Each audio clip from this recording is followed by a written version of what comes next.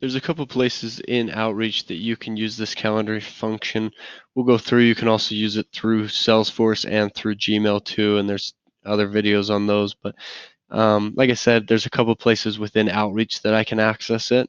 First, there's up here in the corner. If I want to just create a meeting up there, I can click on the button, from my homepage from really any tab.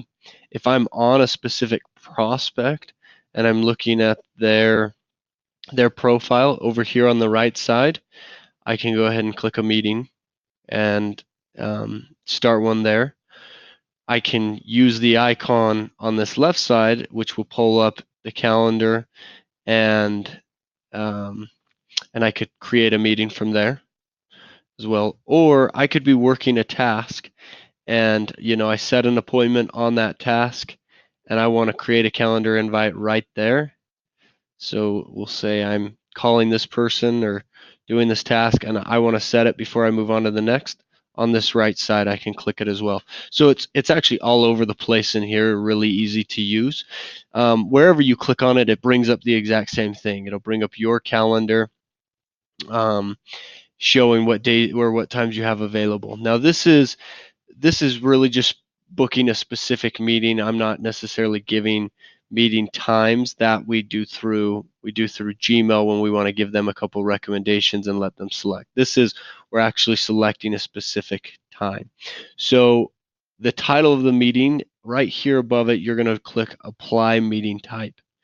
And then you've got all these same ones. They're the meeting types from the events in Salesforce. So I'm just going to do an initial meeting.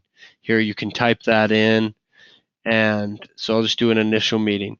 It puts the title as initial meeting with whatever company. We grab the company and G&A partners. You can change that, but that's the default.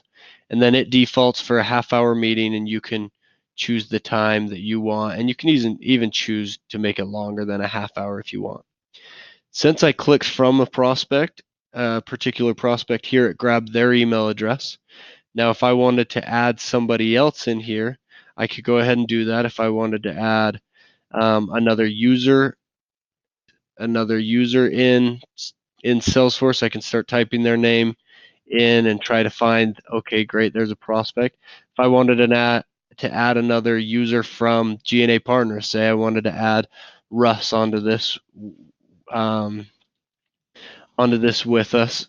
Sorry, this auto form keeps popping up. It allows me to grab them as well. Location, this could be the address, the phone number, and they will see this. This is just like sending it over through your Gmail.